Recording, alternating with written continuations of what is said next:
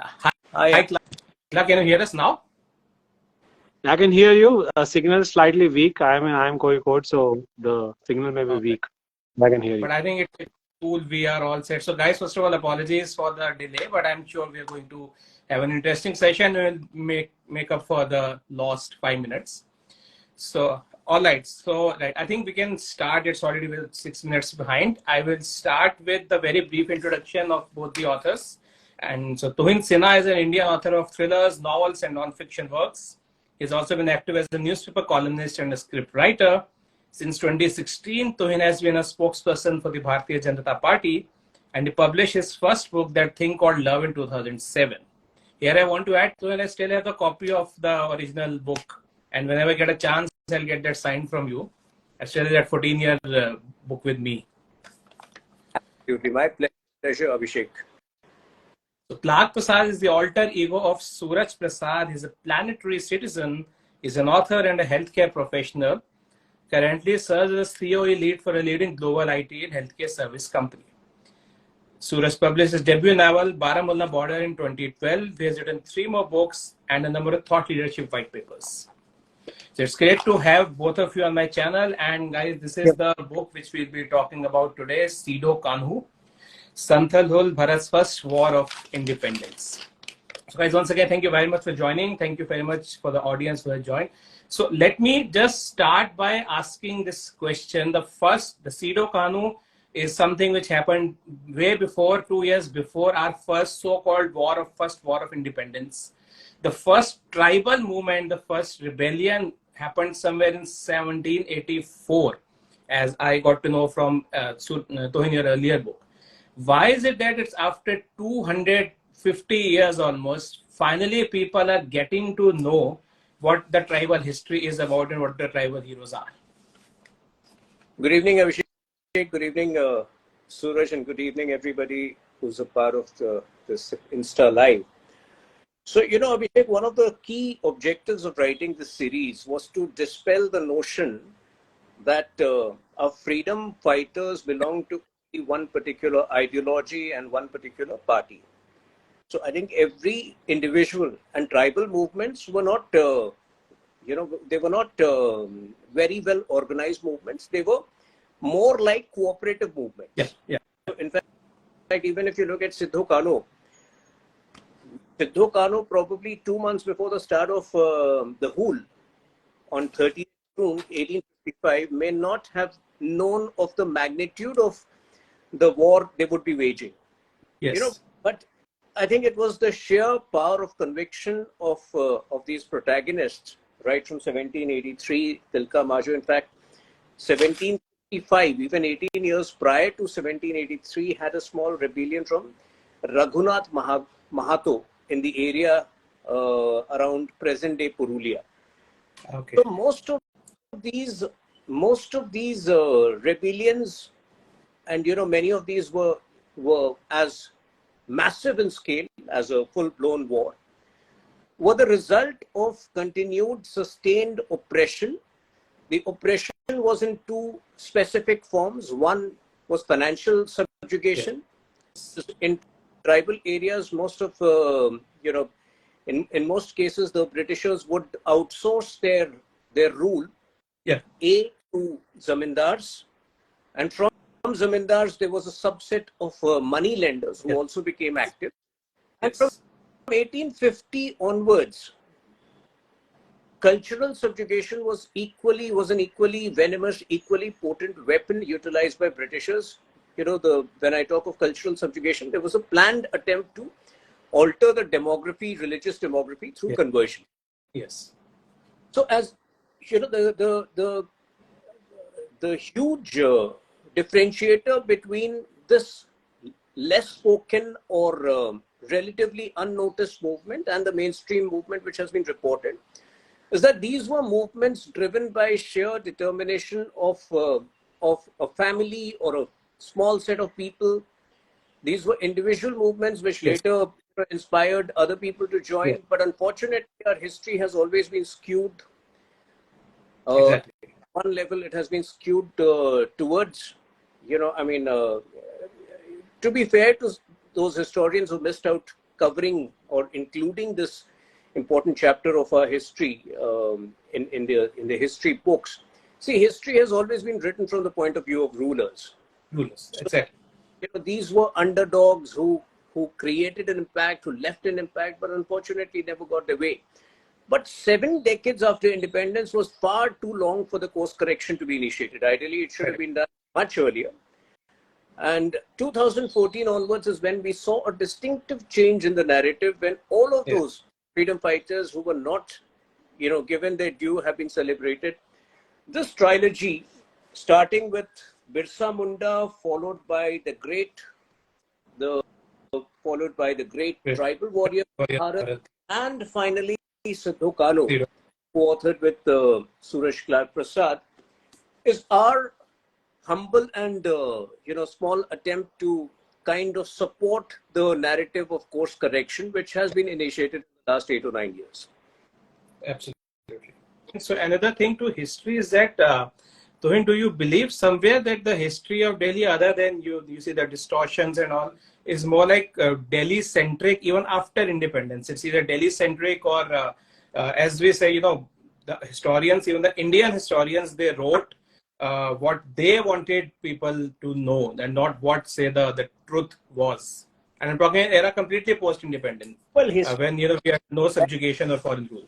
Yes, history, like I mentioned, was skewed. I mean, the history who dominated our discourse had a skewed ideology. But more importantly, the political party which ruled India for most part of our post-independence years, the party which ruled India for 5 decades, most of 5 decades post-independence, that party wanted to claim a certain fiefdom over India's freedom movement. Exactly. To denigrate certain freedom fighters like Veer Savarkar and make it seem that the Indian freedom movement was entirely the fiefdom of the Congress party. Exactly. But the truth is that the freedom movement in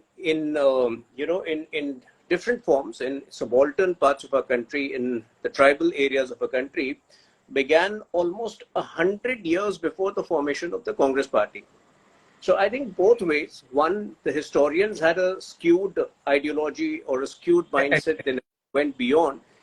But more importantly, the political dispensation which ruled the country for most of the first 5 or 6 decades wanted us to a certain fiefdom over the freedom movement.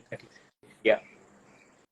And in Sidhu Kano, as we saw, there was a strong sense of community which we could see among the tribals, and also especially wanted to ask about the role of women in the freedom struggle. Like today, many intellectuals say that Indian society or the Hindu society typically subjugates women, it demeans women and whatnot, and it's written in our Shastras, whether it's Manusmriti or even Vedas or whatever. But we have strong evidences right from our religious texts, whether it's Ramayana, Mahabharata, or whether it's even as we got to know about in the tribal warriors as well as in Sidhu Kano, women played a very important role, which is not in sync with the narrative we are being told today that women are subjugated and all that. How do you see this? Well, absolutely. If we go beyond Sidhu Kano, even in the other book which we wrote, The Great Tribal Warriors of Bharat, out of the 17 total characters, a total 17 freedom fighters whom we had covered, 5 were women. That included Rani Gadendu from Nagaland, that included Dashri Ben Chaudhary from Gujarat, that included Helen Lipcha from present day area near Darjeeling. So invariably the tribal women have played a very big part in our freedom movement. In this particular story, Phulo and Jano, the 2 sisters of Sidhu and Kano, were very important characters. I think Suraj is live and probably he will shed some light on the contribution of Phulo and Jano, because as a family, and they were not, a particularly young family. Sidhu was 40 at the time when, so I'm sure he must have had his in those days, probably he would have been on the verge of being a grandfather at 40. So to get his siblings together And to get the siblings to leave everything else and be a part of this movement in a very focused way for several months altogether required a huge amount, a humongous amount of sacrifice. And I'm sure the role of the two sisters, Phulo and Jano, become very crucial. Suraj, would you like to? Yeah. Tuhin has rightly said, the family, this was a community war, people coming together, representing a purpose. Yeah. And I had heard of Sidhu and Kano, and the story was there, and I knew the in terms of the history. But what I did not know, as I researched and we discussed, and all the other family members also took part, and even the sisters, Yeah. Phulo and Jano, in the battleground, there were fallen sisters, fallen mothers, fallen daughters, fighting along with the men. And as part of the folk tales also, there is a particular battle scene where Phulo and Jano, the sisters, actually attacked a British camp in the night. So there is a reference, small reference in history, and there's a chapter we have written around it, what the battle would have been. So it clearly shows that this wasn't a particular individual-driven, single-person-driven movement. It was a community-driven, and for a purpose of getting free, getting their freedom. Yeah, absolutely.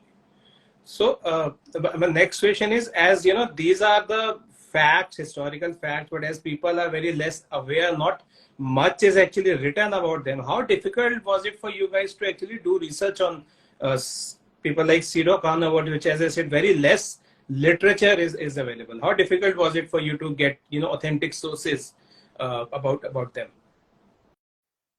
Yeah. So in terms of research, Tuhin has worked a lot on the research part in terms of for the starting. So that was a good base to start from. Mm-hmm. So when we started discussing more and looking into the past, history is actually written by the Victorious. Absolutely. But we had to see, are there discussion elements around, even though not on Sidhu Khan, but around the whole movement, given by some other perspective. Are there any like from Government of India websites, from the Travel Ministry, other side, we got all the official details what we have, but also in terms of perspective from independent media, old stories from say articles written in 1890 something, and even Charles Dickens in his household work, in his magazine Household Work, in which he is editor, a battle of the Santals, detailed Santals I'm given. Another good source we had was poetry. There, and we have seen those poetries where of Santal's bravery has been spoken about. Like we have all the prayers and Hanuman Chalisa and all those things are there. Similarly, when you look at poetry, it has a lot of story in it already. Right. So taking those poetry, trying to see, decipher the passages, what it could be. So combining all these forces, we were able to write the story. That's great. So where you mentioned Hanuman Chalisa, and my next question is actually related to that, because I've seen some intellectuals or historians claiming that, you know, tribals were not Hindus. Some of them actually claim, and when we say that, you know, they were Hindus, it is just an attempt by Hindutva forces to, you know, color everything saffron. So as you both have done a lot of research, any idea you want to share with us about the religious practices being followed by the tribals? See, I would say the tribals are essentially, and I say this with responsibility, are an essential part of the Sanatan Dharma. But because of the habitation they live in, there are certain practices which are innate to that habitation. For example, right. if you would spend the next 2 years in the forest, you know, you would probably start worshipping trees, you would start worshipping. So exactly. The differential practices which are there, you know, some of which are animistic, are largely on account of habitation, but that doesn't take away from the fact that tribals have always been a part of the Sanatan Dharma. In fact, since time immemorial, for more than 2,000 years, and there is evidence of it. Probably, you know, it could date back to even further. I'm talking purely on the basis of evidence. Shiva has been worshipped on mountain tops, in forests and tribal areas since time immemorial. Yes, absolutely. So this rhetoric or this falsehood which has been propagated is largely a political propaganda. Unfortunately, the custodians, the political custodians of the tribal community, people like Hemant Soren, the present-day Chief Minister of Jharkhand, the Jharkhand Mukti Morcha, while they claim to be safeguarding the interests of the tribal population, they are hand in glove with the conversion lobby. So look at the irony of it. The tribal leadership over the last 150 years has come a full circle.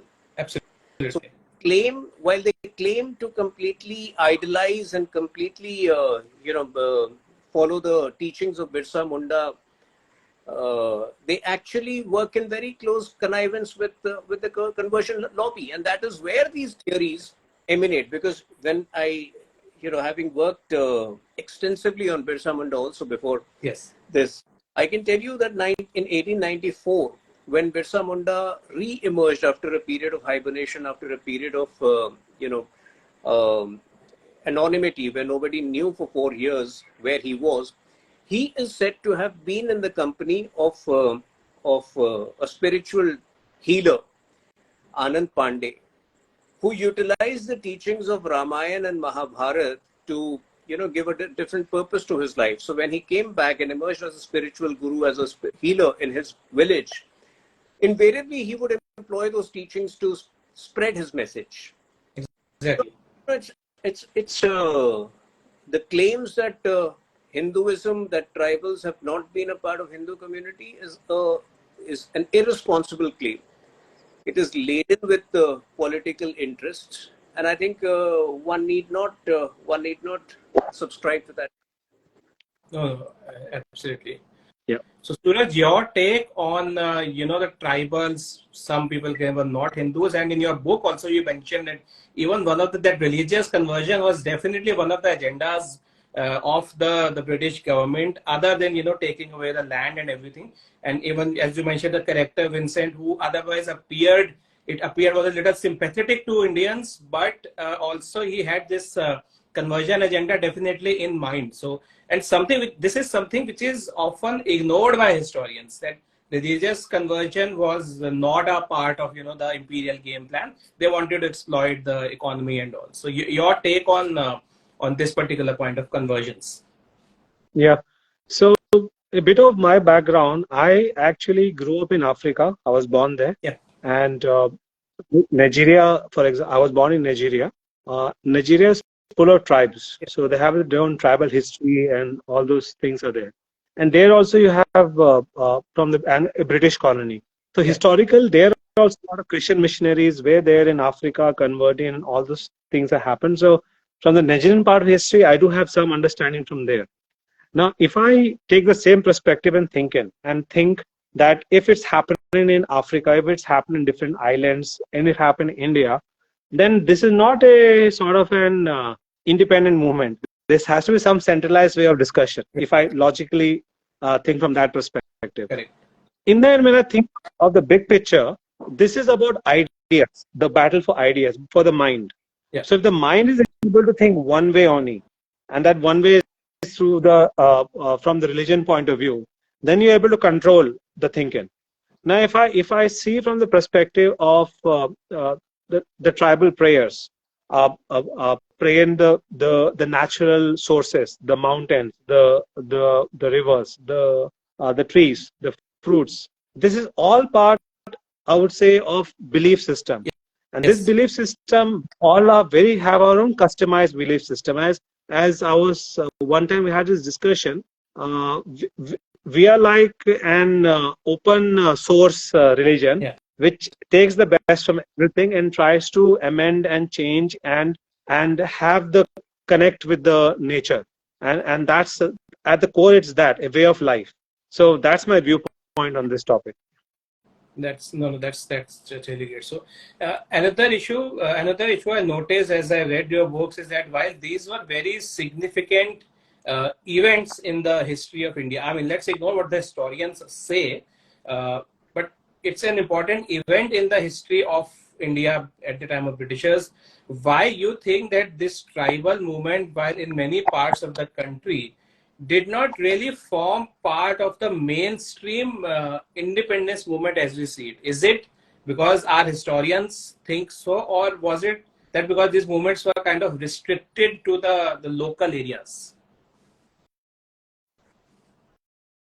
I mean, my question is why we see tribal movement. They also fought against the British, the tribal movement as a tribal movement, and the otherwise the freedom struggle as the freedom, as if there are two independent, things which occurred. So why do you think there is the difference? We see it from different lenses.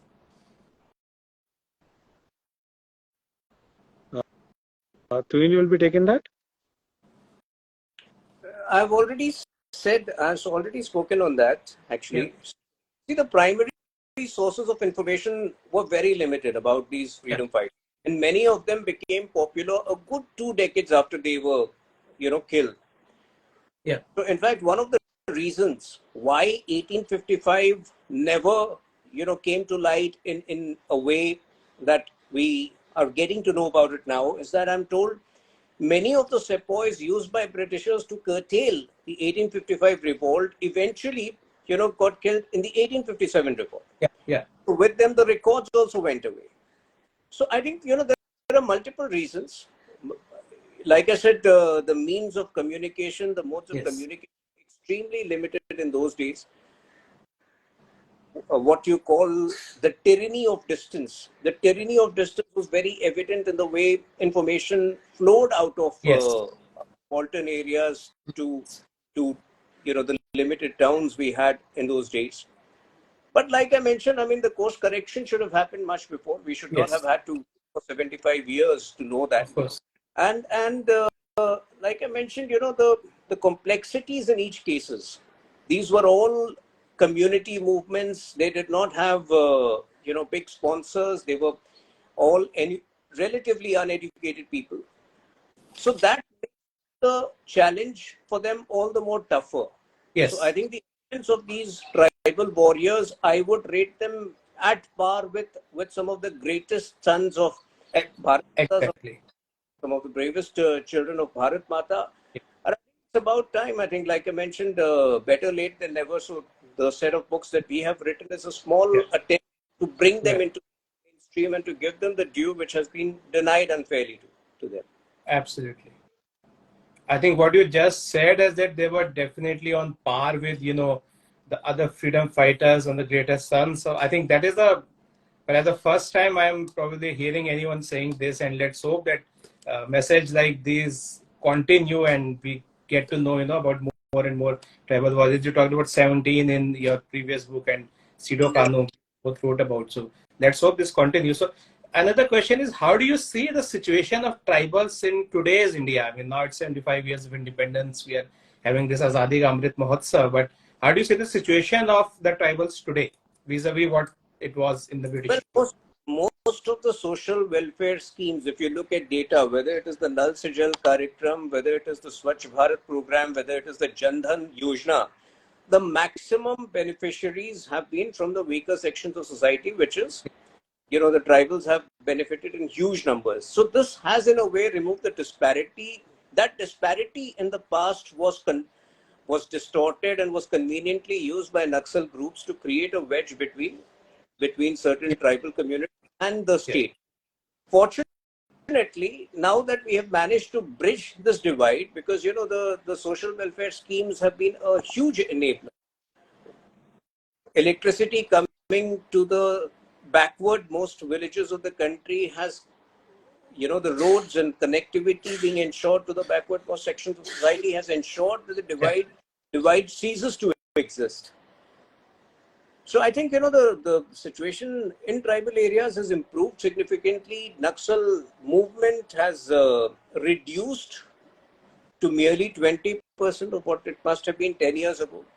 Yes. And these positive indicators going ahead. The first tribal president, Draupadi Murmu ji, should inspire the whole community because, in the past, anybody from that community holding the highest office, I'm sure it will have an impact which will be visible in the years and decades to come. Absolutely. Suraj, your thoughts on this condition of tribals today? Yeah. So I will say from this perspective, like um, um, as the voice increases, like our president, respected Draupadi Murmu ji is there. So she is there. So there is a visibility that yes, someone from the tribal can reach to the top. Yes. And many places you see education institutions, and even you can see the corporate area. Like 20 years I've worked in the corporate area. We have people coming from different background. Yes, from the I'm not saying that I can identify who's tribe, who's not tribal out here. But there's a lot of diversity already seen in the corporate workflows and education areas, and the impact is positive. And if electricity is reaching to many area, infrastructure, roadways is reaching, it clearly means the communication flow is going to happen, and this flow of information will lead to prosperity only. Of course. So there's definitely a change which has happened in the last 10 years, and hopefully in the next 5 years also is going to be more. Of course. So in this particular book, Siro Kanu, as I mentioned in my review also, it at times looks like, we're reading a novel, because that's how you put it, just to perhaps to make it more appealing to the reader, and creating stories of the people, individuals and all. How did this idea came about of writing it in that style, wherein you feel like reading a story, telling facts in the form of fiction? Well, of course, the underlying message is not fiction, but how do you came to this idea of writing this story in this way? See, to be honest, we are qualified historians.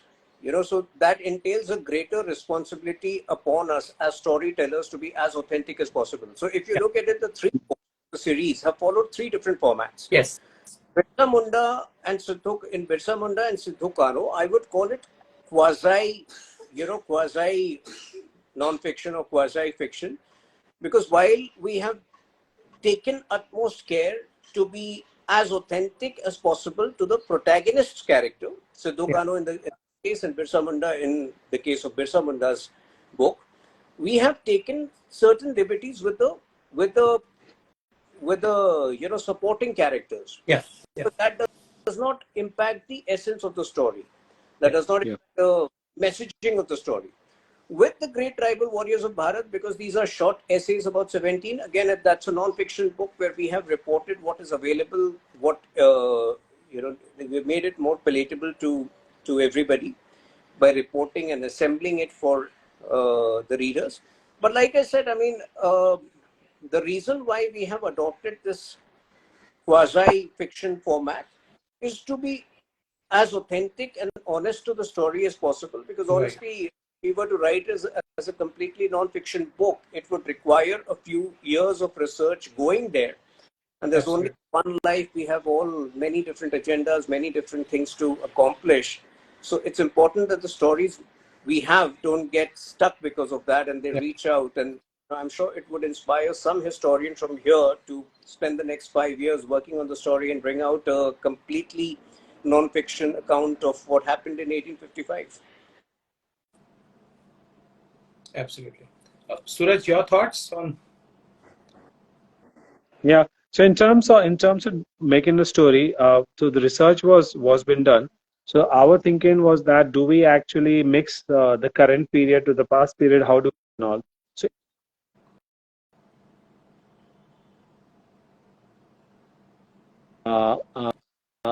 the current period we actually had in the start. So we thought, no, let's change it. It doesn't flow in the timeline well.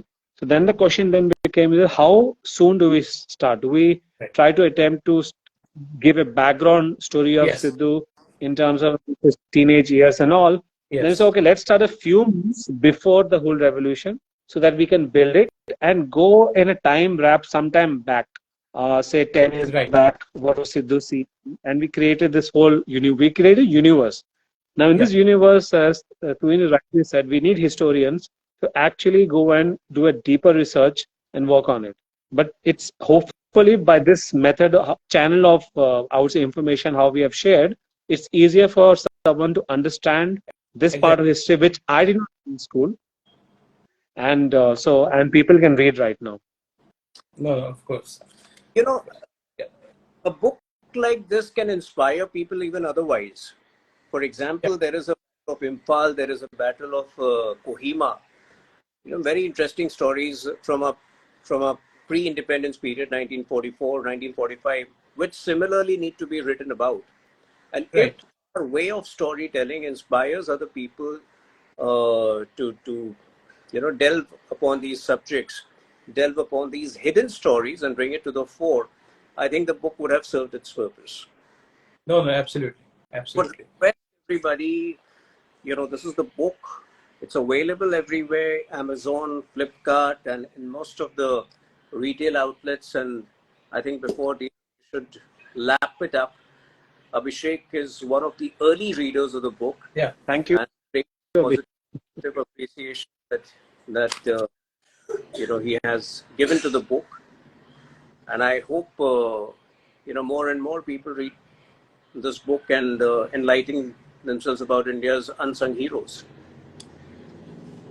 So one last question. So how difficult or easy was this to, approach the publishers for this book? I mean, both of you are published authors, but regarding this, which may or may not have too wide an audience, how difficult was it with the publishers, selling them this idea of, writing on tribals and then writing on one specific, tribal family? Well, fortunately, the publisher was on board from the start. We didn't have a publisher. So that's okay. That's good. And any advice for aspiring writers, those who want to say tell the real history as we are talking about so much these days? So any advice for the aspiring writers? Yeah, Suraj. Yeah. So well, I would say that India is pretty vast, very wide. A lot of different local culture, region, and all is there. And we hear a lot of stories from our parents, from our grandparents, from the families come down and all of the past. And somewhere, if you feel that in your town, in your location, in your culture, you feel that there is a story which has not been told, write it down. It can be a safe a 1,000-word essay, but write it down, put in the blog post, put out on Twitter, and then try to see if you can write a full-fledged story out of it. Because we are living in a world of crowdsourcing, blockchain, all those things are there. We talk those words. So the crowd of knowledge coming together, we can discover so many new narratives and so many new stories which we did not know about. Right. Absolutely. I think that's one of the best advices I have got in all these sessions. It's a entirely different approach. I must say, very useful. So, well, this is it from my end. Guys, all those who are attending, if you have any questions for either Tuhin or Suraj, please write in the comment box and I will take it up. Let me check if there is any question already.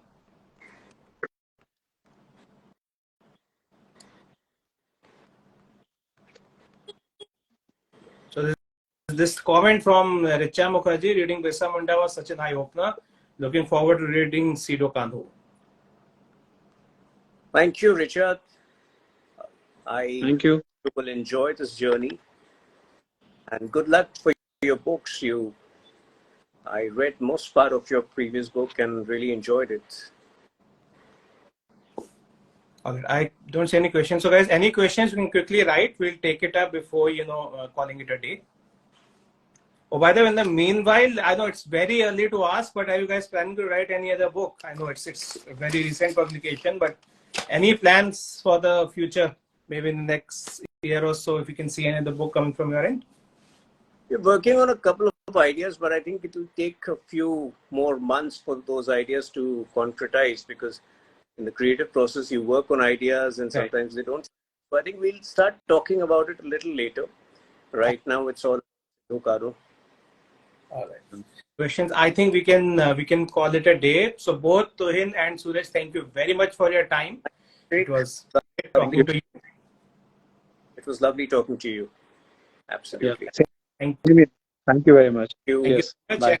All the best for your future books. I mean, whenever you publish them, but all the best for that. Sure.